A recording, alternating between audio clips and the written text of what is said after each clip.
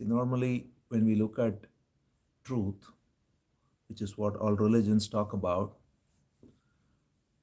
truth is always, well, first of all, truth has many names. We sometimes call it God, sometimes call it in Buddhahood, we call it Brahman, all these names, different names we have,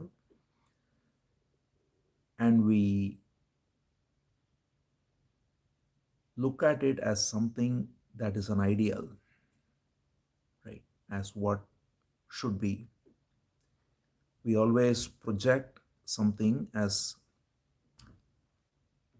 truth or as God or as reality, and we think we are here and we have to somehow attain it.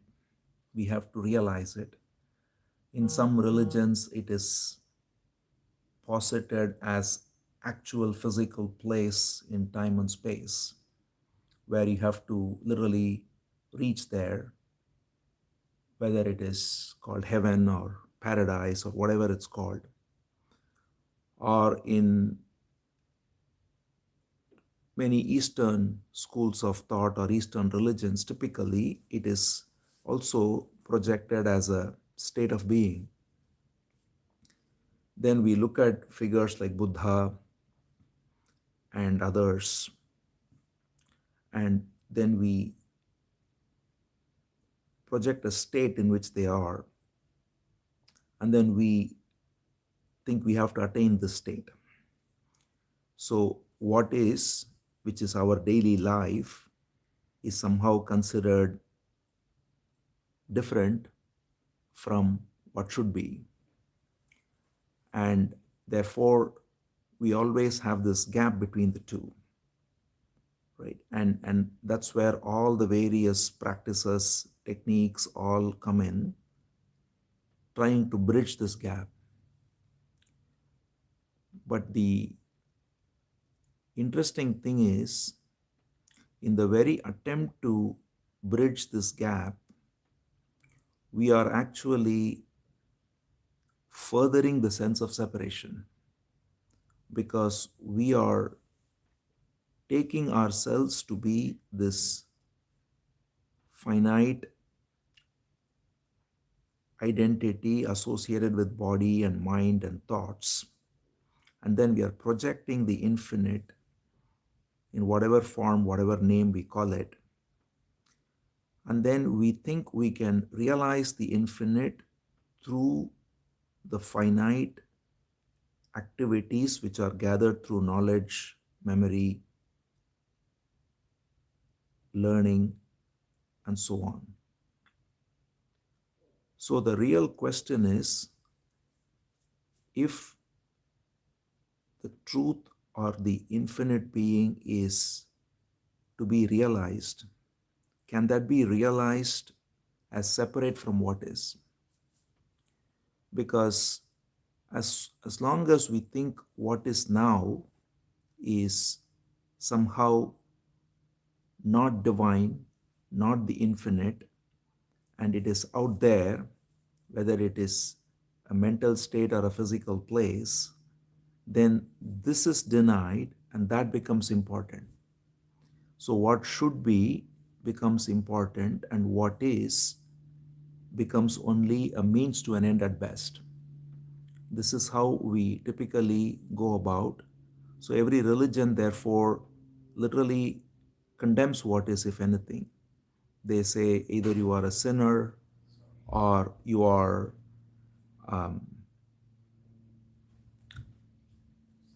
someone who is in bondage, whatever terms they use, and then they say that that bondage, that being a sinner can be redeemed only through a particular, it can be a savior, it can be some state that's projected. So the current reality of what is condemned, what should be is glorified, and the gulf between what is and what should be always remains. And this is how we live, and unfortunately, till we die. So the radical invitation of self inquiry is to question that very premise and see whether what is here and now is already what we are looking for. And that can happen only by looking at what is totally. Because when we look at what is, obviously it doesn't look great, right? It looks like we have um, so many issues. We have uh, all the psychological issues that are there, whether it is anger or envy or greed or comparing with others, um, sectarianism, getting caught in the ego and looking for validation, getting offended by people insulting us. All of these are there, right? And so we go through our life looking at it, and then we are living in fear, in some cases, in living aggressively in the case of some people, which is really fear, which is masked through aggression. So, insecurity, so many things that are there, which are all causing us to want to actually escape this, right? And religion becomes a great escape. So, in that sense, religion is playing in most cases not a very different role from any other escape that people have invented. So that's why I think one famous thinker said it's the opium for the masses, right? Uh, and there is truth to it because it gives the sense of a pious escape from what is. And then you think that through this, you can actually project something that is out there and I'll get it one day while I live through misery day in and day out. But if you really look at it carefully, this escape is literally no different. The only difference might be that maybe physically it's less harmful than taking opium. But on the other hand, it actually has sometimes physically it causes great harm too, because we see how religion has killed more people than any other idea that man has invented. So even physically, it literally kills people because the escape that one has invented is different from the escape the other has invented. And so my sense of escape is threatened by the sense of escape the other person has. So the only way to resolve that is by either converting him to my way of escape or by killing him, right? This happens all the time. We see this. So we see how all of these are part of what is, right? So what is the state of human condition, our daily life, is got all this ugliness to it, right? And then if you look at our own lives, if we look at it very carefully, very honestly, we are constantly having this self talk, which is judging ourselves, which is causing images of our own self, images of people who are close to us, then judging them, then looking for validation from them. All of these things are constantly going on in our day to day, moment to moment living, right? And then we have God somewhere there. And we just, it just becomes a image, whether it's a physical image or a mental idea, that seems to be disconnected from our lives. And then we, every once in a while, we might go to a temple or a church or wherever it is, and we have a certain feeling of the divine. And then the interesting thing is, even if we go there, if we live there long enough, we find that the same sense of me takes over. If you've been to even ashrams, for example, you will see how there is so much ego operating even in the ashram of the people running the ashram. Same with temples, churches, right? Um, the ideal is there, but the actual reality is different. So, one of the things we then notice is we, therefore, even when we go to like a very famous place, a famous temple or a famous any shrine, we see that people who are living there, they are looking for ways to make, in some ways, either financial profit out of it or validation out of it. They are not at peace themselves. If you look at a priest in a very famous temple, if the priest is truly in the presence of God, then he should be the most peaceful person. But if you go see a priest in a temple, he is not that. He is actually looking for the people coming to the temple to get money and to get. So any place we go to, we notice that, however it is held sacred or holy, it is put together by thought. It is put together by the mind, and the mind immediately takes over, and then it is constantly only corrupting it through its own activities, right? So the reality, therefore, is there is no escape out there. One can go live in the most sacred place of all, as one considers anything to be sacred. It could be your choice based on your conditioning. Everyone has a different place which is considered sacred.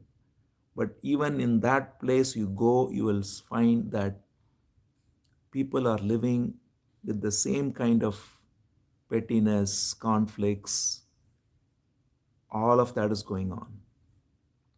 So this is our reality, right? So we have to first recognize what is, right? That there is no escape from this. Any escape man has invented, humans have invented, is only giving, it's playing the same role as a drug effectively. It gives partial relief, and then you come back to the harsh reality of what is, right? And this is constantly going on. So instead of looking for an escape, therefore, when we are very clear, then, right, this is very important to be very clear that there is no escape from what is, right? If you are trying to escape, it's no different from going to sleep or taking a drug. It will only last for a little time, and then you are going to come back to your reality of what is, which is our reality that has been built through our conditioning. Whatever conditioning that is here, there is the physical reality, which is actually not a problem at all, because the physical reality of the body has its own tremendous intelligence. The body functions with its own beauty. Everything is functioning harmoniously. The heart and the liver, they don't compare, they don't, right? The heart is always now, right? The liver is always now. It's, there is no, there is, they are always meditating, if you can put it that way, right? The body is always in a state of pure meditation, because the physical body is an expression of pure intelligence, right? How everything works harmoniously, every cell, every atom, every organ works perfectly. But then there is the psychological reality we have overlaid on top of it, which is what is perceived as our reality, right? We are actually never in touch with the physical reality. In fact, one of the great things of that's the wisdom of yoga too, right? Is in, if you are in yoga, if you actually, even if you connect with your breath and you touch with the inner harmony of the energy that's flowing, there is great sense of freedom there, right? Because you are actually in touch with the divine intelligence that's the prana, that's the energy. But we are not in touch with it at all because we have divided ourselves into an image, which is the me. And the me, which is the self, the self image that we have created, is a product of conditioning, which is a collection of all the various cultural, religious, social, political, personal conditioning that's come together. And that conditioning all coming together has formed a sense of self. And that sense of self is like a voice, or it's like a um, person inside the body who is having these experiences. So we always have this notion that there is someone inside who is experiencing through the body, right? We have this notion of uh, the body is a vehicle and I am inside the body, I'm using the body. And this I, who is quote unquote using the body, using the brain, using the prana, so everything then becomes an instrument for this I, for this me. So then that sense of me, which is becoming the central factor, is what makes all our experiences. It is what is at the root of all our comparisons and all the things we talked about. The whether it's religious conditioning, identifying that I belong to this religion. See, the body doesn't have any religion. The body is neither Hindu nor Muslim nor Christian.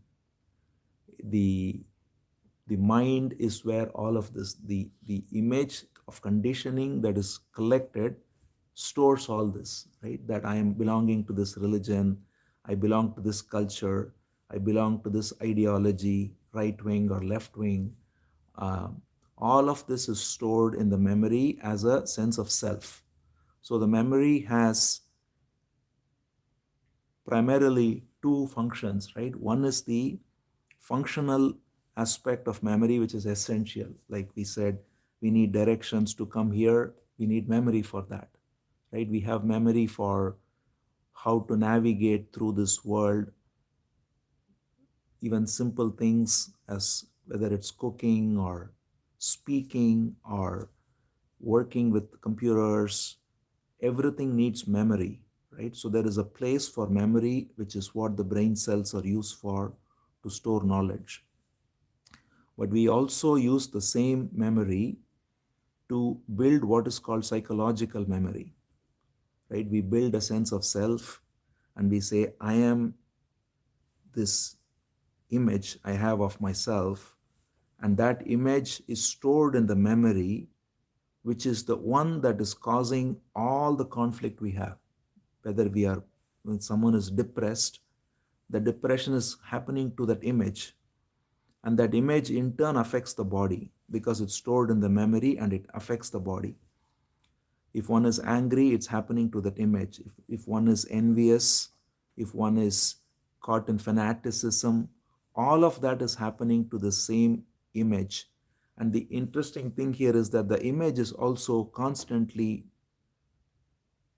changing shapes depending on the situation. When one is at home, there is a particular image in operation. When one is at work, there may be a different image. When one is watching the news, there may be a different image. So there are so many images we have of this me, which are all psychological in nature, which we have invested in and which we have taken to be I, right? So we don't actually examine what this I is, because at any given time we think I am here having this experience, and the I is nothing but the sense of identity that is dividing itself and having that experience at any given time. So at work, the I that's having this experience of working is the image of that particular environment and setting. The same is happening in a relationship between a man and a woman, let's say, or between a parent and a child. All of these are just various images of the me that's coming forth, that's taking over, and we think that's me. Now, all of these are deeply dissatisfying, right? Because we are constantly then dividing ourselves through this psychological image. The psychological image is built through thought, built through memory, and therefore it is a dead thing. It is actually the past that is living, and it is through the past that we are interacting with others or interacting with things. So it is always trying to protect itself, and it is trying to justify itself, validate itself, and all of that. And this is exactly where religion comes in, through ideas such as whether it be, as we said, heaven, or whether it be reincarnation. All of these are giving a sense of security to this imaginary self. We have a sense of imaginary self, me, and we think this me is somehow going to be saved, even though it's living through mess right now, living through all this what we are talking about. We have this projected mind, projected security that this me will be saved either through going to heaven, or it will reincarnate into a better person, into a, which is what is normally believed in the East, for example. So, but both of these are coming forth from the standpoint of this, what's called in Sanskrit as jiva, this separate self. So, that is what is. So, this is the essence of what is, right? So, all of this is part of self inquiry, to explore all of this. We normally think self inquiry means talking about something very abstract, talking about consciousness, talking about pure awareness. And all of these are actually only concepts for us until we actually go through this, right? There is a beautiful saying of, it was actually by Carl Jung, who said, man doesn't find God because he doesn't look low enough. Right? It's a very beautiful, it's very astute observation. We think we have to look high enough for God. And we always look high enough. We always, even in all the culture, we say, Uparwala, he's up there, right? And that fundamental idea that is put in by religion is what causes all the division, right? Whereas what we have to look is here, within, not there, right? There is nothing. Here is where the truth is. But the moment we point our fingers above, we have caused this division. And this is there in every religion in some form or the other. So even Buddha, who came, who denied all of this, and who therefore did not even, whenever he was asked about God, Buddha kept what is called a noble silence. He never answered in the affirmative or in the negative, because that is the right response. Because any response about God in the affirmative is only put together by thought, and it is not really true. But it cannot be negated because that is the ground from which everything happens. So therefore, Buddha's response to any question on God was noble silence. But people mistook that also, and either there are those who said Buddhism is atheistic, which it is not at all, or on the other hand, they made Buddha himself into a god.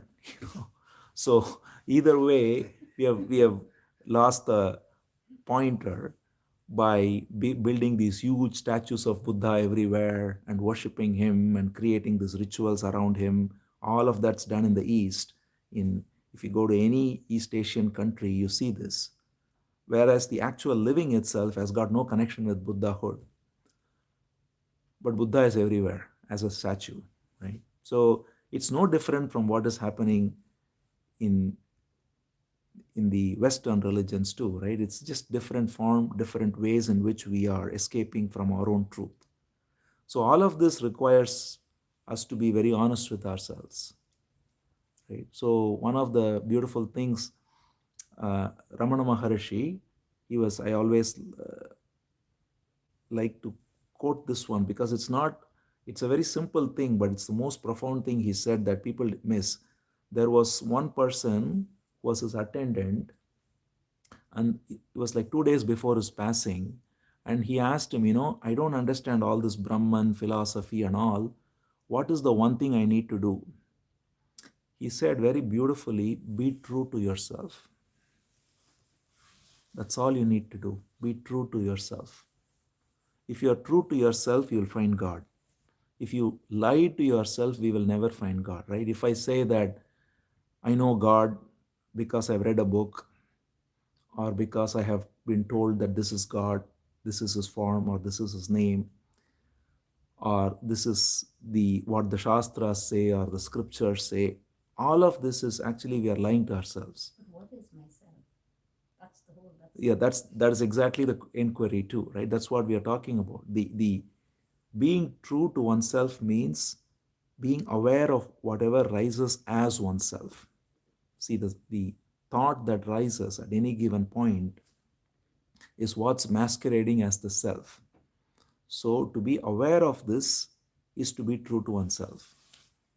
There is constantly thoughts rising with all these ideas, right? When we come into the realm of religion or spirituality, also, thought takes over. And then we have all these thoughts that we think we know because we have some affiliation with a particular book or a particular philosophy. But the beauty of this is everything ultimately the right highest philosophy says you cannot find through anything. So in the Upanishads, for example, it is beautifully pointed out that that truth which the mind and speech can never touch, right? It says, Yato vacho nivartante aprapya manasa saha. It says mind and speech can never touch, they come back empty handed. That is the nature of truth. So, truth is always described in negative terms only in the Upanishads, for instance. The moment we give a positive description to truth, it's only coming from the mind, which is causing an abstraction. Right? Even a word like awareness or consciousness, or any Sanskrit word we have, Satchit, Ananda, Brahman, or an English word like God, all of these are only, they can be at best like a finger pointing to the moon, but they are not the moon, right? We take the finger to be the moon and we hold on to it. And this is the core problem because everyone's finger is different, we fight over it. This is God and that is God, right?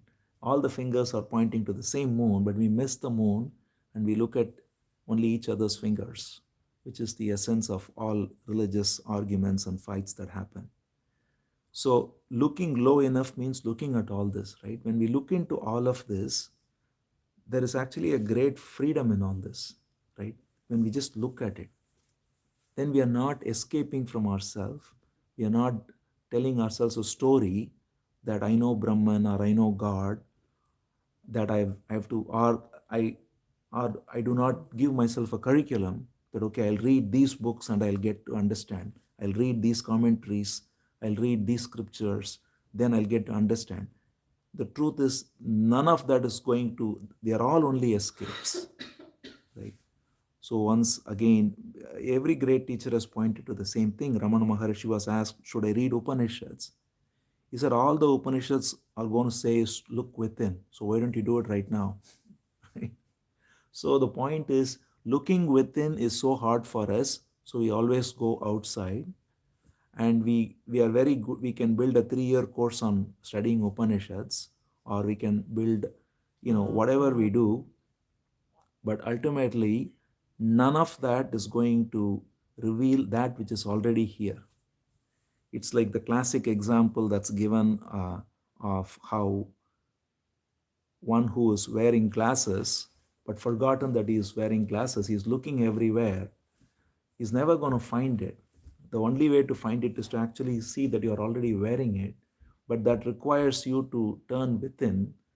In that case, it's very easy once one points out, but people do it all the time actually, right? Sometimes you wear your glasses and you're searching for it. through those glasses, right? And then you realize that, oh, I'm already wearing it. So this is exactly our situation. We are looking through the very awareness and looking for that. So when we are clear about all of this, then there is a great freedom in the recognition of the futility of all of this.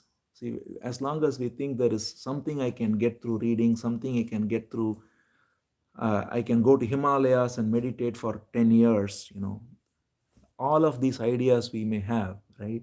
At the end of the day, you go to Himalayas, you find people meditating, they have the same thing going on, right? So it doesn't matter where you go, what you do, what you read, because the truth is always here and now, and it can be only discovered here and now, not through any outer activity.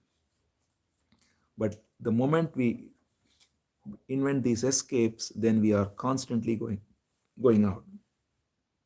So exploration of what is all of this. So first, to explore that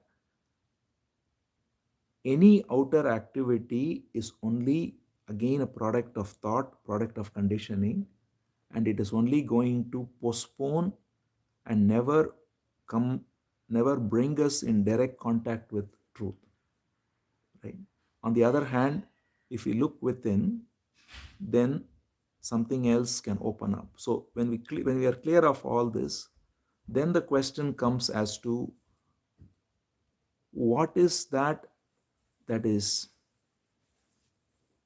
getting caught in all of this, right? So when we look at it, when we just look at this very clearly, it requires actually a great sense of courage in some sense, right? Because we think it's that's why it's sometimes even said to be ugly, because when we look within, then we can find that, okay, I have all this conditioning, I have all these um, beliefs I have acquired, none of which is grounded in, I mean, everyone has their own beliefs, and I'm deluding myself into thinking that all of this is truth.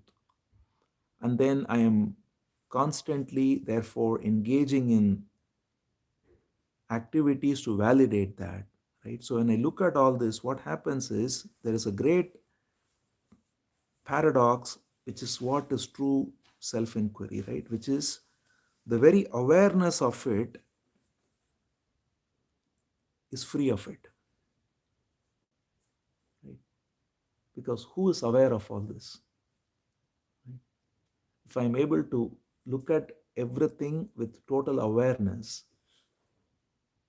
choicelessly, right, without any judgment, there is no judgment of any kind, there is only awareness. And in this awareness, I'm looking at everything that's coming up within, and whatever comes, right? I don't say that this is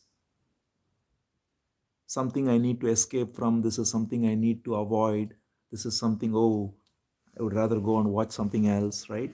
Just look at it, right? Just look, and then you recognize that the beauty of this is you recognize that none of that is you, because it's something you are looking at, and it is only a product of conditioning, right? It's only memory and conditioning that has come up with all these things.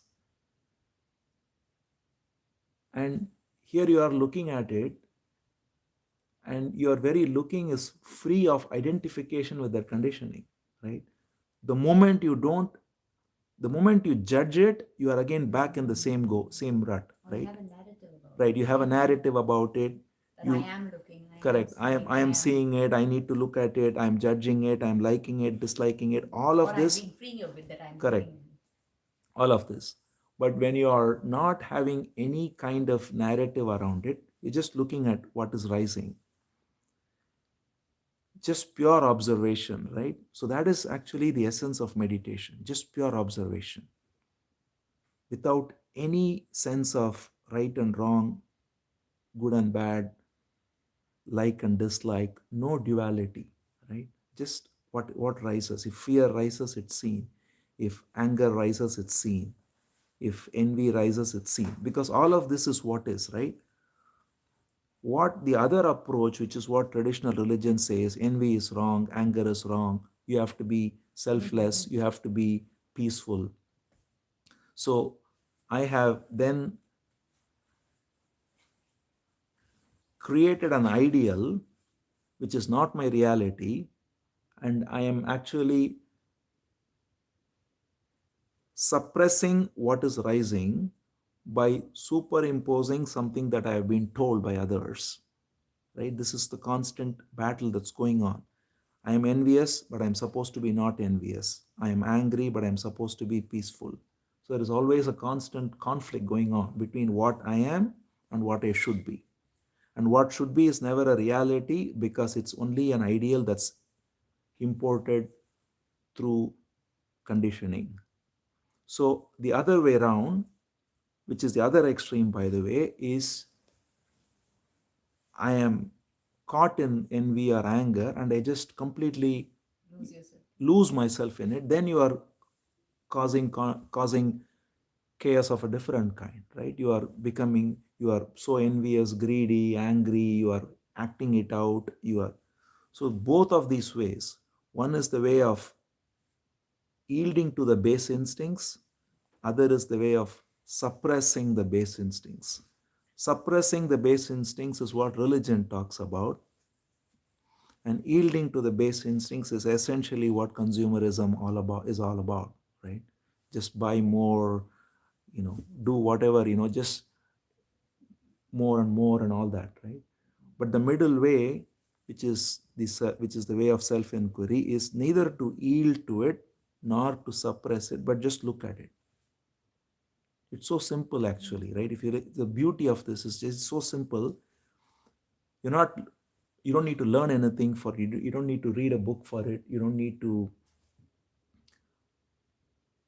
gather knowledge about it, right? You just have to use the very awareness that is already here to look at it, right? And when we are looking at it clearly, then this awareness reveals the nature of what is, right? It shows that all of this conditioning is there, stored in the memory, and it is causing all of this conflict, right? I've got an image of myself, I've got an image of my wife, and then I like that image, I don't like the image, I'm judging her, I'm judging my image, and I'm seeking valid. So all of this I see, right? Just you can see clearly. There's till now you're identified so strongly with it, and then you're trying to escape it, right? And by escaping, you're only getting more and more identified with it, stronger and stronger. But the moment you just say that I'm just going to look at it, right? I'm just looking at it very clearly, then everything is just, it's like looking at the tree in the backyard, right? You're not thinking it's me anymore. You're just, it's there. That's it. There's an image that's there, and you see the image that's there because you've been exposed to a particular experience, or you've been conditioned in a certain way.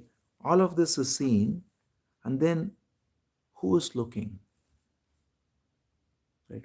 When there is an awareness which is choiceless, which is the most important thing, is that, and that requires great alertness, because if you're not alert, immediately the same looking will take on the color of another identity that says I am looking and I need to look, as you said, Yeah. I need to look at it clearly, I like this and all of this, right? But just look at everything that rises without any kind of identification, any kind of judgment.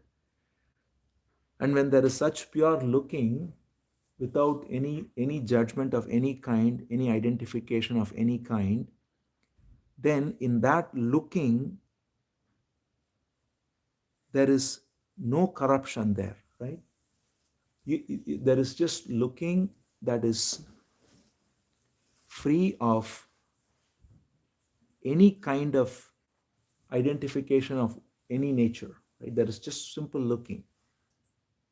And then when we look into who is looking, there is freedom right there. Right? The very looking of the me is to recognize the pure awareness that is the ground of the very looking. Can I ask a question with that? Yeah, yeah. So the act of looking, I understand that it helps subside the thought. Mm. Whatever is rising, it helps subside that. But how is that? How will that end up in freedom? What is freedom? Yeah. Freedom from identity. So the question is, looking at thoughts subsides thoughts, but what is freedom there, right? So when we are looking without any choice, and therefore there is no judgment of any kind, no, um, it's already free of all the things we are talking about, right? There is no fear there. Because if fear rises, it's being looked at. If anger rises, it's being looked at. What is freedom then? Freedom is nothing but freedom from all conditioning, right? It's conditioning that is keeping us bound. And when conditioning is seen as simply images in the mind that is rising and it's being looked at with total awareness in an alert and choiceless way, then the very looking is free from all that conditioning, right? That's all. And that's freedom. We are not looking at any other freedom but that. And that freedom, then what it does is it makes one recognize that I am not anything that I've taken myself to be, right? There is just pure awareness that is here in which all of this is happening. All this looking is happening. Then we see others too. First of all, then all the things we talked about earlier is the ground of it is removed, the root of it, because there is nobody here then to compare with you or to envy you or to feel inferior to you or superior to you or any of that. There is, when anything rises, that is being looked at, right? And that's why meditation is not just with eyes closed, but it's every moment. When I'm talking to you, if there is a voice that's rising that says uh, something judgmental about you or comparing with you, right? I'm looking at that. I'm aware of that, right? So in being aware every moment, I am free of that identification. What is the normal state of people is that you are unconsciously identified with the voice in the head. The voice in the head says, I don't like her for whatever reason. Then you don't like her and you just go with it. But now you're aware of this voice rising alertly. And then, or if someone says something and you are insulted by it, you immediately take offense because you are insulted so far. But now you are aware that there is insult happening and that awareness is not insulted, right? Only the image is insulted. So in this way, everything can be seen as happening within awareness. And that ground of awareness is freedom because there is nothing that can touch it. It's the example I always have given before too, right? That in this room there is space, right? As long as I'm identified with any object in this room, that object can be destroyed, it can be done whatever, but the space can never be touched. And the space is what holds everything, right? It is space that's holding this tripod and all our bodies and all the things here. We can do things to other, we can like or dislike, we can break or put together, whatever, but all that happens within space, which is the primary truth in a relative sense of this room. And even in this, there was no house here, I'm sure 50 years or whenever this was built. 15, right?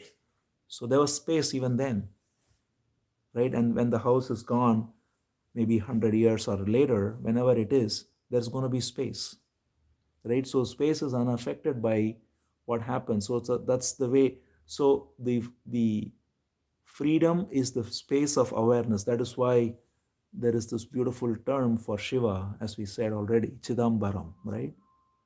Ambar means space, Chit means awareness. Space of awareness is Shiva, right? So, um, But I think that's also a conditioning, which is the worst conditioning that we have to work on. Is that we think, because of what we've read and what we've talked and seen, that we think that space, so that awareness has to be in a particular form. We see people talking about stillness and this and yeah, that, yeah. and then instead of being aware, what we're thinking is this is how it should be, and Yes, then that in itself yes. becomes the So that's exactly right, right? Either we we in fact literally personify it by looking at Buddha or looking at Ramana or something, and that's how we should be, right? And then we create stories around how they lived, and I should live like that, without recognizing that everyone is unique, right? No two blades of grass are the same, so everyone is unique, and the awareness is the only common factor. Expressions are always unique, right? So that uniqueness, the moment we are comparing with someone who's supposed to be aware or still, we are still caught in identity, right? So these are all the ways in which we are exploring what is. So when we say exploration of what is, it's all of this, right? It's not, therefore, that's the beauty and the simplicity of meditation, but it requires also tremendous alertness and presence, right? Otherwise, it's very easy to escape into, okay, I'll read a book about awareness, but we will still come out of the book only with more concepts, but not with this clarity, right? So when we are reading, when we are acquiring knowledge, all of this is only from the standpoint of an identity. But even that can be done differently, though. When you're reading or when you're listening, when you're talking, if we are through the process recognizing what's going on within us, right? Then we come upon that awareness.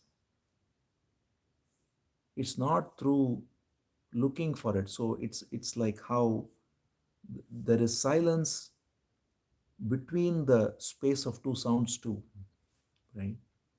If I'm seeking silence and I say I have to shut out all sound, that's not really silence, right? Because there will be some sound that comes up all the time. There is even the sound of the, if you're very silent, as a friend of mine said, he went into a extremely, was in Canada, and he could literally hear his body sound, the heart beating, because it was so still outside. Then he realized there is so much sound here too. So there is sound all the time, right? But so silence is not through elimination of sound, but it's through recognizing the ground in which sound happens itself, right? So there is, so same with space. Looking for space doesn't mean we always think, whenever we tell a child or anyone about space, they would immediately say, oh, we have to, you know, um, build a spaceship and go, right? But space is here, right? Everywhere is space. It's, it's not just outer space. People probably are aware that our very body is like 90% space, more than 90%. Each cell, if you really come down to it, the whole body is made of cells. Each cell is made of atoms. And in every atom, 90, I think 90 is far less. I think it's like 99% is empty space, right? There is a nucleus in each atom. For those who have done the basic science, there is a nucleus in the middle, and there is empty space around where electrons are floating. And the nucleus occupies less than a percentage of the volume of the atom, and the body is nothing but a collection of atoms. So our entire body is actually just 99% empty space, right? We look for space. So space is everywhere. Silence is everywhere. But we try to find it as something through activity instead of coming upon it here and now. So that coming upon it here and now is meditation. That is self-inquiry, right? And so when we are looking at everything clearly, then the very looking has this tremendous quality of freedom, right? And when there is anything that's rising in the looking, that's identifying with it, that can be looked at too, right? It just requires us to be very alert. If any voice that says, so you don't have to then necessarily sit in a particular posture or close the eyes or any of that, right? It can happen throughout the day if one is vigilant and alert and meditative. That is to live meditatively. That is to live as the Buddha and not try to find the Buddha outside, right? But within. So this is why it's an extreme expression that Zen Buddhists use, but it says validity truth. They say, if you see the Buddha, kill the Buddha. I don't know if you've heard this expression. Because when you see the Buddha, all you are doing is you are externalizing the form of Buddha, and thereby you are losing the real Buddha within. So therefore you deny him by recognizing that that is not Buddha, right? Buddha is within. Um, so the truth is to come upon that which is ever present and not as a concept outside us. So to negate concepts is to come upon the truth. So we can use the same for awareness, right? The word awareness is not awareness, right? The word God is not God. The word is not the thing, as someone said very well. So to actually recognize the thing is to be free of the word. The word can only be a pointer, but if we hold on to it, then the pointer becomes more important than the actual thing. So that awareness, which is vigilant, which is constantly looking at what is, so then there is this beautiful freedom in looking at what is, right? Then the that which we were escaping from now becomes an interesting subject to study, right? Because what is the most interesting thing that's going on is what's going on within you, right? You've been escaping from it all the time, from with all the various ideas, but you look at it and then you say, oh, all this is going on, right? And the beauty is when you look at it, then you are not any of that because you're just looking at it, right?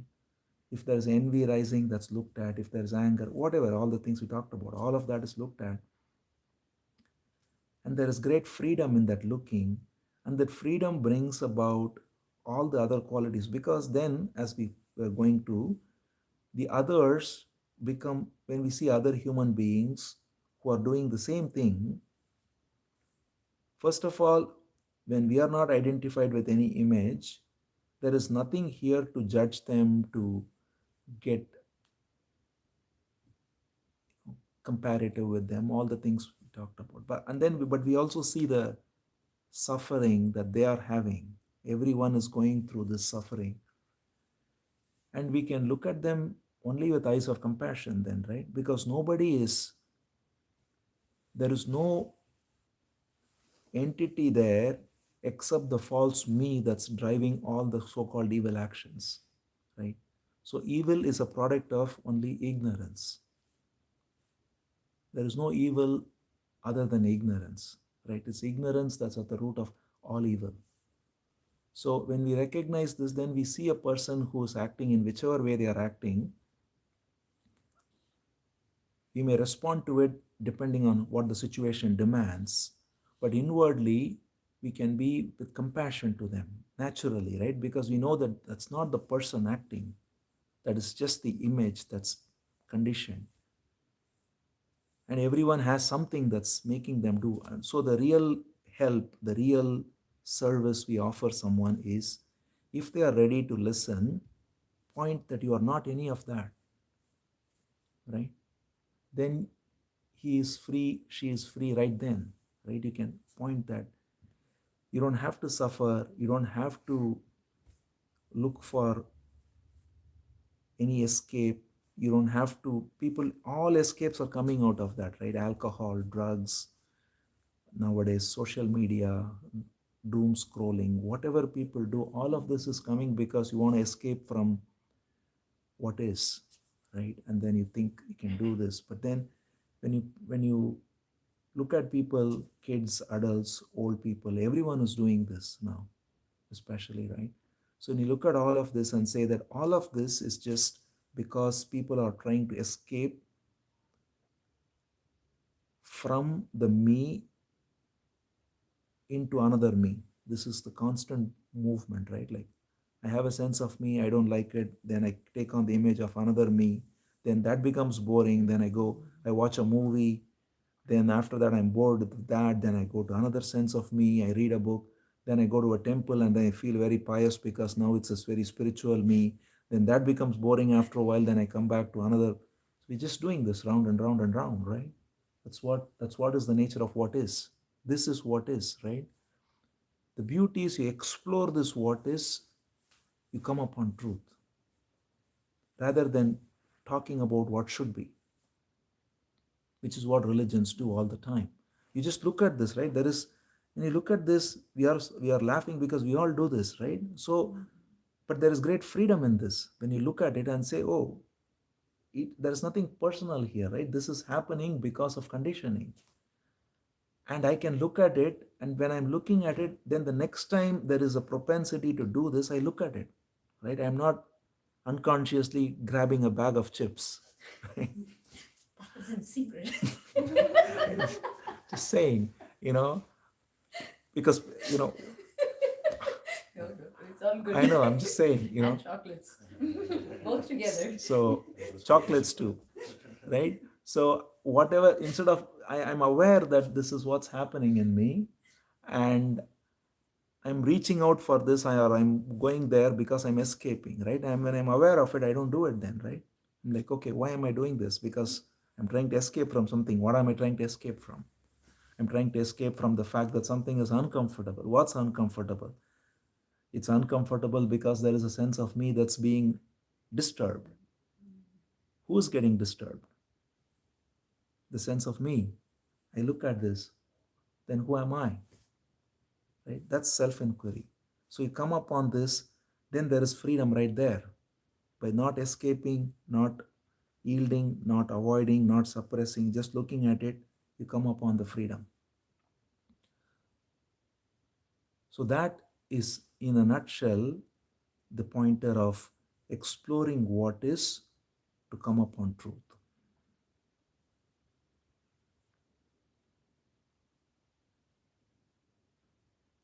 And it takes all the qualities we talked about, right? It brings about true religion, it brings about true love. Because the word religion is actually a beautiful word in its root. It means connecting to the source, right? That's what the word religion means. So the source is the ground of being itself. Concepts are not religion then, right? So to come upon that, love is again, it's come upon true love as opposed to attachment. Because when I am caught in the me is only in attachment to another sense of me, right? So, as I think I've given this example before, when someone says, I love fish, it can be anything. What it means is they actually want to eat the fish, right? They don't actually love the fish, right? So, but that's, the language is interesting because we think, even when I say I love my child, do I love the child like I love the fish, in the sense that I want to consume the child for, not as a food, obviously, but consume the child for my gratification, right? Like, I have a child and I get pleasure out of that, the fact that, oh, he is continuing my lineage, or that I'm going to pass on my conditioning to him, or that I'm going to live through him. So I'm basically consuming his or her existence for my pleasure, right? That is what we call love normally. But true love means I just let her or him be, right? Not try to me expose them to true wisdom and not be identified with anything, not, let them come upon the beauty of life itself, which is present in everyone, and not give them any identity, right? Not teach them that you belong to this, you belong to that, you are, because all of that is a way of consuming them to further my identity, right? But I don't do any of that, and I just then we bring out a person, a child who can be a true gift to humanity, right? Then he or she can be a great source of joy. I mean, whatever talent they have, they will express it in a beautiful way without any division, without any conflict. And it can be art, it can be science, it can be whatever it is, but there is a beauty in their expression when they are free of conditioning. Most of the cases, what we do is we condition the child, and then the child is acting out the conditioning the rest of their lives, right? And then you blame yourself for And it. then you blame yourself for it, and then they blame, and then they are unconsciously passing it on to their children. This is going on all the time in all cultures, right? So if we are very alert and aware, we break the cycle, and we then teach them true religion, right? We just expose them to true religion, which is true love, which is true compassion, and that brings about a different human being altogether. So that exploration is the essence of true meditation, which comes about in all relationships then, right? It's not just, then I'm not, it's not about an individual salvation anymore, right? Because there is no individual to get salvation. That's the whole point. There is only the divine that is expressing itself through everyone. We have taken ourselves to be an individual, and through this idea, we are doing all this. When we recognize that all there is only the infinite, then there is true love and compassion, and that comes forth through all relationships and all activities, and we live and we can go without any attachment, right? So that's to live in freedom. The question is, we have natural intelligence of the body, and then we have all these psychological layers built on top, and both the natural intelligence and the psychological layers come because of karma. So see, we have to look at this first carefully. When we say karma, what do we mean, right? The whole point, the whole idea behind karma is this idea that there is an entity who has done certain activities, and as a reaction to that, there is karma, right? Which is the theory of karma, right? Now, the whole pointer here is leave everything else. Right now, you are acting, right? The action that happens, does it happen from a sense of a separate self, or is it happening as a product of the entire conditioning of what is?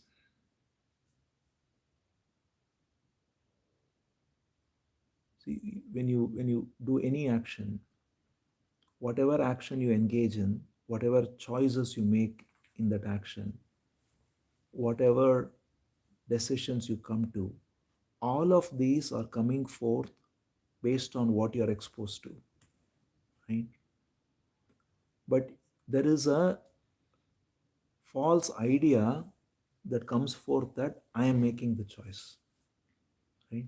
This is something very important and very subtle because we miss it all the time, right? Like every time, like let's say I'm coming to this satsang, you think I am deciding to come to the satsang, right? But is it I deciding to come to the satsang, or is it the decision to come to satsang happens through through various set of factors, and I am taking ownership of that as a me. So this is why, um, you know, the Buddha said very nicely that words happen, there is no speaker thereof. Actions happen, there is no doer thereof. Right? I mean, it seems very contradictory, or what does it mean there is no doer? How can actions happen without a doer? But in reality, what it's pointing to, it's exactly what, by the way, Krishna says in the Gita too. He says, Ahankara vimudhatma karta ahamiti manyate. He says, only the ignorant thinks I am the doer. Because what's actually doing actions? Right? Like right now, the actions that are happening are all happening through various set of factors which are both natural and, as you put it, psychological, right? Now you have built an idea called the me, which is thinking that I am doing these actions, right? And that sense of me is what is then thinking that there's karma for this, right? That I'm going to get karma for this. So any action that happened in the past also, you never did it. It was just an happening, but you took false ownership of it. So the entire karma theory and all this cause and effect, all of this are based on a false assumption. Right? So that's why there is a world of difference between karma and karma yoga. Karma yoga means what Krishna teaches in the Gita, that is, do actions without a sense of doership. Karma means do action and expect results.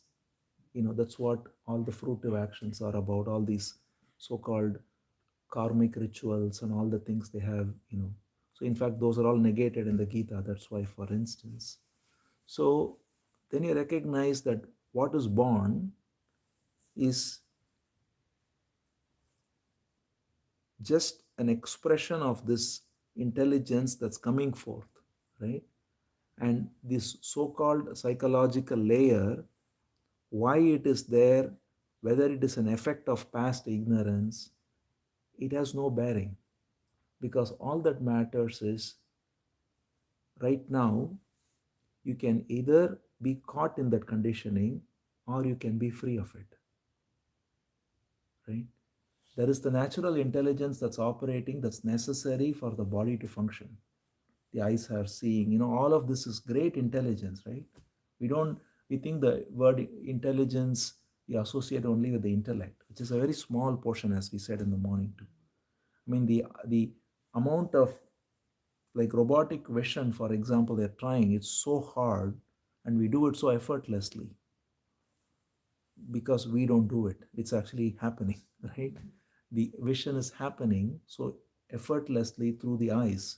And that is the divine intelligence at work each moment. And it's through every part of the body, right? But then there is this psychological layer that is there as conditioning that is stored in the memory. Now, people have different theories, right? Some may just ascribe it to genetics, some may ascribe it to past lives, right? All of this, right? But what matters is not why it is there, but can I be free of it now, right? Otherwise, we can get caught in only speculative theories. Nobody can prove anything about, any of these things. So again, it's a very interesting thing that Buddha said. Today, somehow a lot of Buddha's things are coming normally. But Buddha said, when an arrow strikes you, would you, what would you do? He asked. Yeah. He said, would you analyze who shot the arrow, why it came, what direction, all of that, or would you first focus on healing the wound, right? So, so we are not looking at we have the psychological image is the arrow that is piercing us all the time, and we want to analyze it, and we want to constantly go into theories and all the rest about it. And every religion has its own theory. Some religion says you are born in sin. Some religion says it's because of karma. All of these are just theories, right? What matters is, that's why the direct inquiry, like Ramana Maharishi was asked, whenever he was asked the question about past life or next life, he would say, find out if anyone is having a life right now. Who's having this life right now? It's a very subtle question, right? Like we think I'm having this life right now. The division between me and life is the root of the problem. There is only life. There is no me having the life, right? Life lives through this body. But I say, I'm having this life. And then this I who's having this life then says, I had a past life. I'll have a next life, right? The whole thing is based on a false idea to begin with. So the question was never entertained. That's why he was asking, who is having this life now? That is the answer to the question on karma, is who is having the karma, right? Then you find out that it's all only based on this fiction, and it can be dismantled only now, not by analyzing the past or projecting the future. Questions lead us to intellection, right? So the only question that matters is who is asking the question. That's why. That's all that matters. That ends all questions.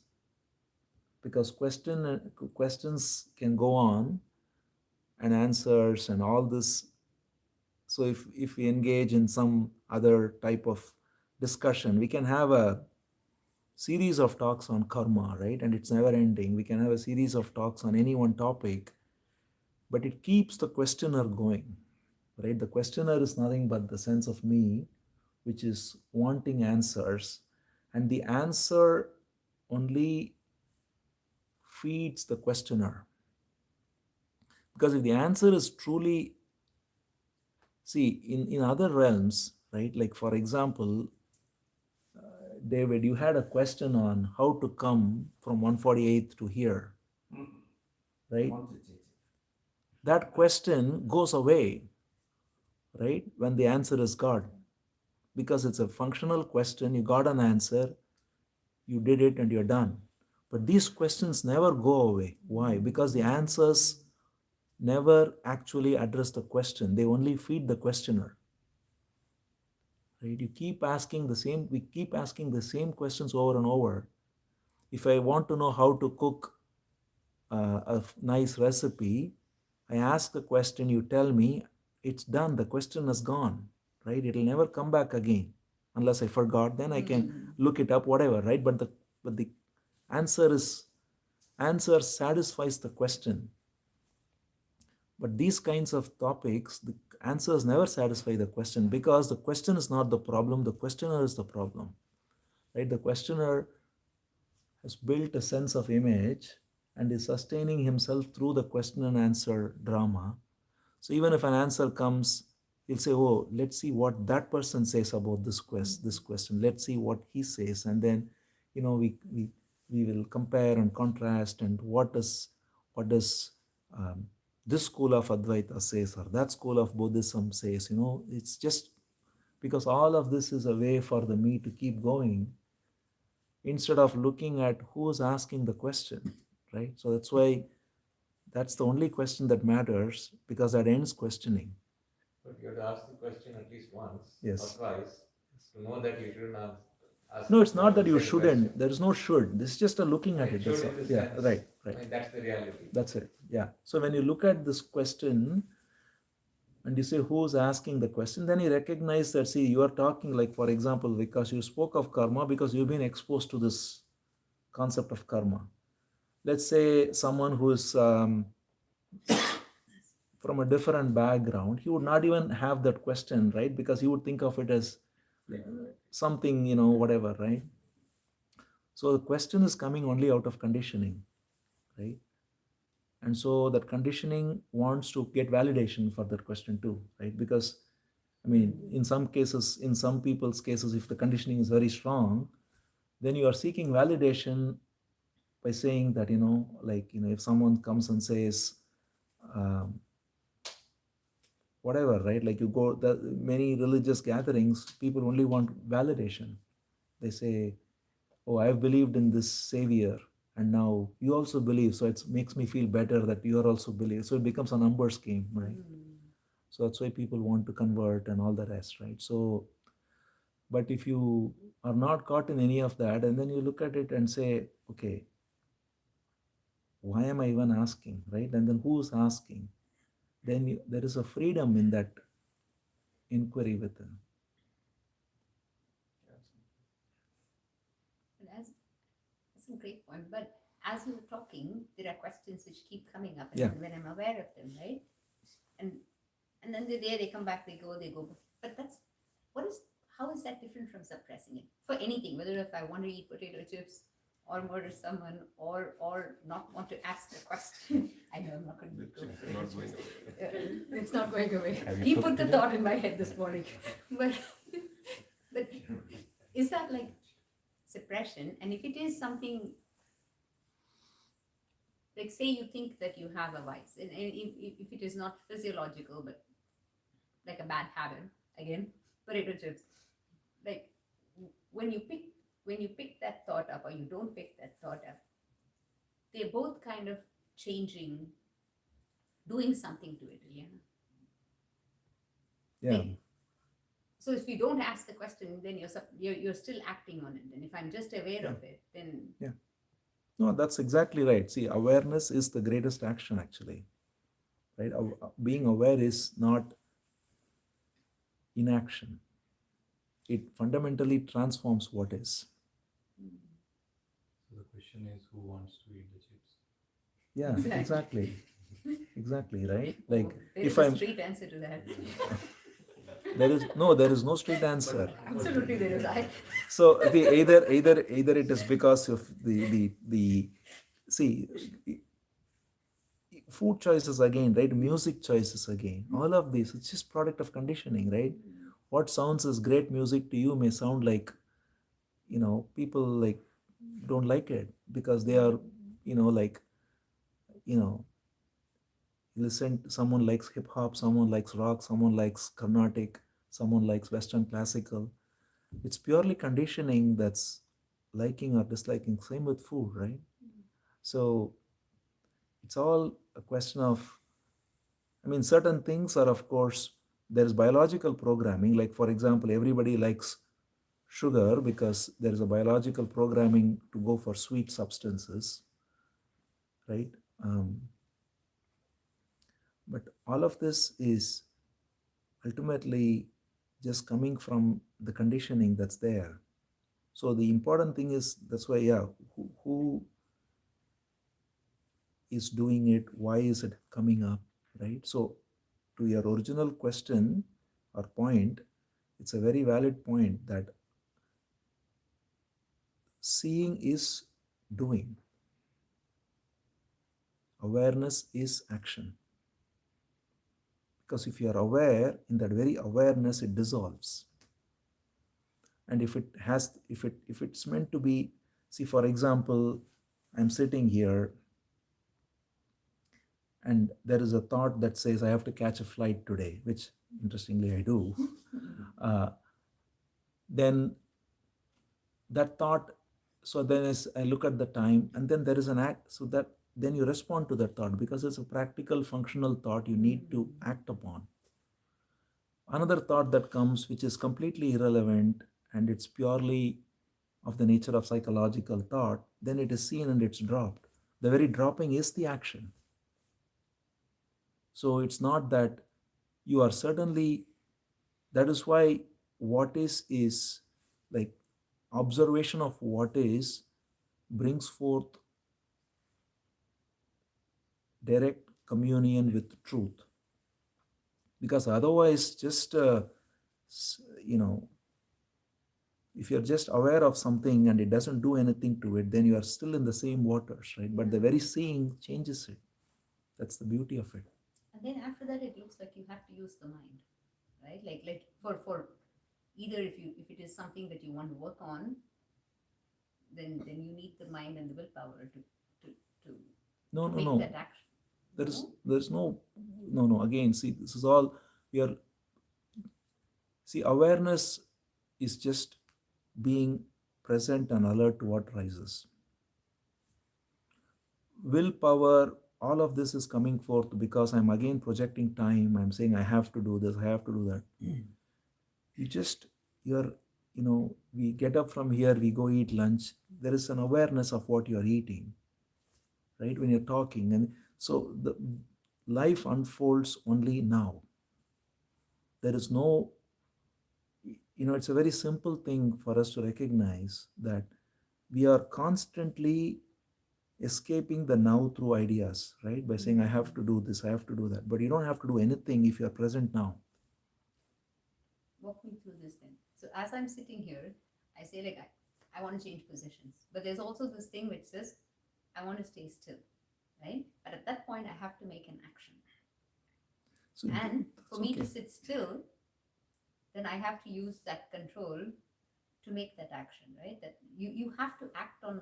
No, you don't see there is no need for control if you just remain present to what is rising. See, for example, if you are uncomfortable in a particular position and the body tells you to change the position, you change the position, right? You don't have to see, there is nothing for you to, these are all just natural response to what is rising, right? You don't have to torture yourself by saying, I have to sit still, I cannot move from this position. That's the mind doing all that, right? So the mind confuses it and makes Yeah. it bounce back and forth Correct. like a Exactly, right? Otherwise, you just look at it, right? Like you're sitting, like you were saying earlier, right? Meditation doesn't mean sitting uncomfortably, right? It's like you're sitting in a particular posture and you're not comfortable in it. You change the posture. Just at the same time, you don't see. It's very important for you to recognize all of this takes alertness. Alertness means you are not responding to the conditioning that wants something. See, like for example, if on the other hand, in a different situation, the mind might seek comfort even though the body is able to do something, right? So then you are aware of it, and then in that awareness the voice of the mind goes away and the body. So if you are, let's say, doing an asana, for example, and you are bending forward and your mind is saying stop, stop, stop, right? You're just aware, you just see, all of this takes alertness and awareness. Then you can see the body is, you don't push the body beyond what it can do, then you're going to cause injury. But at the same time, you don't just give to the voice of the mind that says, oh, stop, it's, go sit in the couch, why bother, right? You don't do that either. There's an alertness where the voice in the head is put in its right place, it's ignored, when it's coming in this way, but the intelligence of the body is honored. And then you do, right? Then there is no pushing, there is, so that can be true in anything. You're eating food, you're not overeating because your mind is saying more, more, but at the same time, you're not starving because again, the mind, you just respond to what is, and just there is, then there is a natural way in which so it can happen in every activity, right? All the things we do, you're not then, there is no need for willpower if there is awareness. The willpower is what beats the conditioning, right? What? The willpower is what beats the conditioning. No. Willpower is another conditioning coming and replaces the conditioning. That's it. It's one conditioning replacing another conditioning is what willpower is. Like you've been told, like for example, you say that, okay, I have to, you know, again, to take the example, I like potato chips, right? Apparently that's and the and theme then today. and then some conditioning says no, I have to stay off of potato chips completely. Yeah. Then you're like, you are suppressing it, and you are so you all you've done is replace one conditioning with another, and then that, how long can that go, right? So if you You don't need any of that if you're just Just eat the aware, potato chips. just aware of it, right? Like you're having this urge to eat something, then there is nothing right. Like, if there is potato chips, you can have a few if it's necessary, and then you leave it, right? You don't overindulge in it. You don't try to just, you know, there is a natural intelligence with which you can go about through awareness. Willpower is always going to be based on conditioning, because what exercises will is only the past. Only the past can exercise will, and therefore it is never free of that conditioning that's there. It can be a different type of conditioning, which may be better than the other in a relative sense. That's what people always do.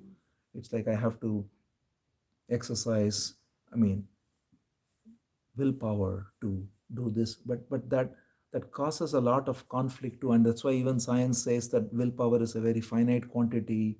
People are not able to do it after a certain point, and then they feel exhausted, right? All this happens because Or you it's beat yourself about it. You get the right, physiological factor. correct. You can't do it, whatever, right? But you don't need any of that if you're just aware, right? If you're alert and aware, then you eat healthy naturally. You're going to have physical activity naturally. If you and whatever you like, you can exercise or do yoga, whatever we do, there is an ease in it. That's what I mean. The word yoga, as defined in even in the Yoga Sutras and all, is, but in the Gita it's very beautifully said, samatvam yoga uchyate. Yoga means equanimity. That's how it's defined, right? Being equanimous is yoga. And that means stillness, chitta vritti nirodha. That's why Patanjali says, stillness of the mind. Willpower is not stillness, right? It's mind very active actually. Whereas yoga is chitta vritti nirodha, a still mind which is acting. Sometimes the conditioning is so strong that mind would say, eat the chips, but be aware of it. That is my mind. Yeah, I don't think the chips are wrong though. I right. think it's like the being with, Right. being with the experience, and then not too much either direction, not too much Exactly. thinking about it, not Exactly. too much. That's it. There's Maybe not. it's because I eat through a bag of Costco chips. So There's that is nothing- why there's- it's Don't wrong. let yourself get carried away That's right. in the emotion, in the item, in the In thing. The thing. You have to be aware, Right. so that you're not going this way Or that way. Exactly. somewhere. You are in the middle. Yeah. That's why it's always called the middle way. It's just neither overindulgent nor suppressing oneself, neither That oversleeping. also seems like a, The moderation is a good. but that seems like a biological factor. Like if for certain, like not just for like biological things, but even for, I'm just thinking this through, even for physiological, some people have obsessive minds, right? You can only go either this way or that way. Like it feels like you can either cut yourself off completely, or Right. or No, all of that is the conditioning again, right? So that's why I'm saying whatever it is that can only be freed from through being awareness. And anyone can be aware, right? You can it's the be, conditioning itself, yeah, not an obsession. that's right. true. It's all conditioning. Some people are, yeah, perhaps a little more naturally drawn to being moderate, which is good. But just being aware is all that's needed to not go either direction, as he said. Yeah. So quick time check. Is it 1 I o'clock? was going to say it's 10 minutes to 1, so you Is might, it 10 to 1? that clock is 10 minutes fast, Ilyappa. It's 10 to 1. Okay, we'll stop at 1 then. We have another 10 minutes. Yeah. Okay, I think we have lunch, right? Yes. And I think you also got something, What, in right? this murderous mood? She's gonna murder someone. So she cooked lunch. Try. Lots of chips. Lots of That's what we're gonna eat. Oh, chips are banned in this household. You can experiment now. That is going to take. Oh no, Can you I know ask what? a- That is the truth. It is going to take a whole bunch of awareness to beat that conditioning. So Yeah. How do you, what kind of exercises do you do other than just awareness to make sure that you're not, that you're trying to stay in, it's easy to stay in the middle when things are calm. Yeah. When things are relaxed, when you're just in Right. a place like this, calm. But when things get, you know. Yeah, sure. I teach protection, self-defense, and I can stay calm under a dangerous situation. I've been in them. I've done, I can do that. I can handle myself under extreme situations. But it's the little things that get me, you know? So how do I take that? And I don't know if you can answer this, but how do I take what I've known and I've learned for many, many years and apply it to my, just the small stresses, Yeah. the bad drivers, the Right, computers, right. the technology, the, you know, just the things that, you know. Correct, and correct. keep yourself from, not keep yourself, that's the wrong way to No, say no, it. you're right. Yeah, no, it's a good. See, the thing is, all of these is only again because we let our guard down, and then it takes you, right? See, like you were saying that because you learn martial arts, you are able to remain calm in a dangerous situation, right? That's a great skill, right? Because you're very alert then, right? You are very alert, And where, aware, you know the other person, you know yourself, right? And that alertness and awareness then makes you not get stressed about it, right? So that therein lies a great key, right? That, even the most dangerous situation, if you are alert and aware, you are able to navigate it without stress. But then what we don't do then is when I'm in the traffic, I'm not alert and aware, let's say, and there is a bad driver, as you say, then the conditioning immediately takes over and we may get angry at him or whatever, right? So the that's why so the questions can be many, but the answer is only one, right? Which is that the alert awareness now is the only door into freedom. And it is always now, right? whatever this. Whatever the now is. The now can be, as you say, in a very pleasant, sunny, rare Seattle day, right? Sitting here. Or it can be in a very stressful bumper to bumper traffic. The now unfolds in whatever way it does, right? And we have only that one, we have that door to freedom within us every now. If we just look at what rises and not get caught in it unconsciously, then there is just awareness that, oh, there is a bad driver and I'm getting agitated here because of that driver or because of the traffic. And then you just, when you're aware of all this, then there is a calming down right there, right? That there is a, you know, things fall in perspective, right? Maybe there is, there is a reason why these things happen. And you just say, there is an intelligence that takes over, that accepts everything, right? And then it says, okay, how do I navigate this now, right? It doesn't mean that you just get stuck. You have to still navigate the situation. Just exactly like martial arts is a great example, right? You don't get, like, if someone comes at you, you don't let him beat you up, obviously, but at the same time, you don't get all worked up over it, right? You're just looking at it with minimal, just to avoid, and then if necessary, inflict some pain to, it's a very beautiful meditative art, that's why, right?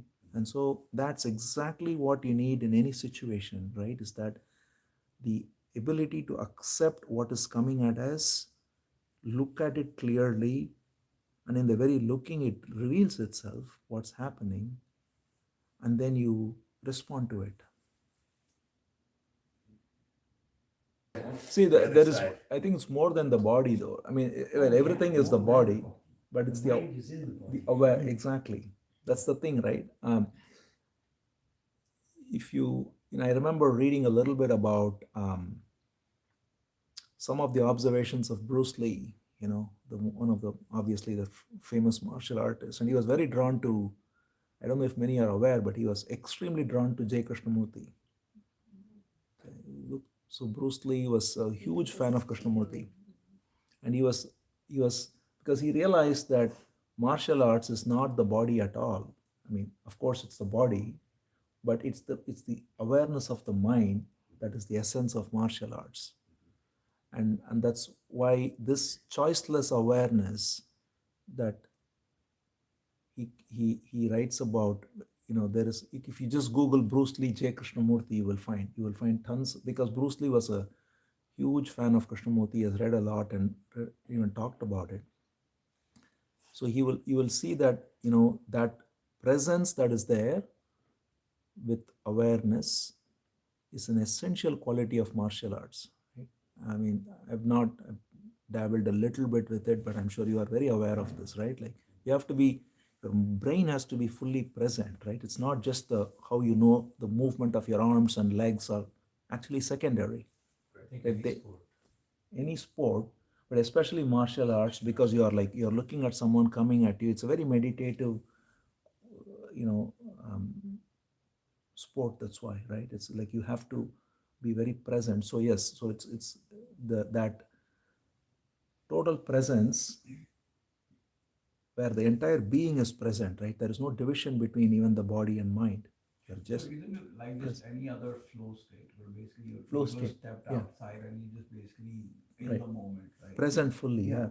You're in the moment present. Correct. I mean, even like, people who play any game, Yeah. sports in general, I mean, even like a piano concert and the music, pianist is going all at, of this, right? Or exactly. even when you're coding or art or Yeah. anything. Correct. So it's the flow state basically. Yeah, but Right. it's You're just harder. completely I in the think moment. it would come naturally when you know somebody is coming at you. Yeah. And So all of this comes about when you are present, right? And the beauty is that can be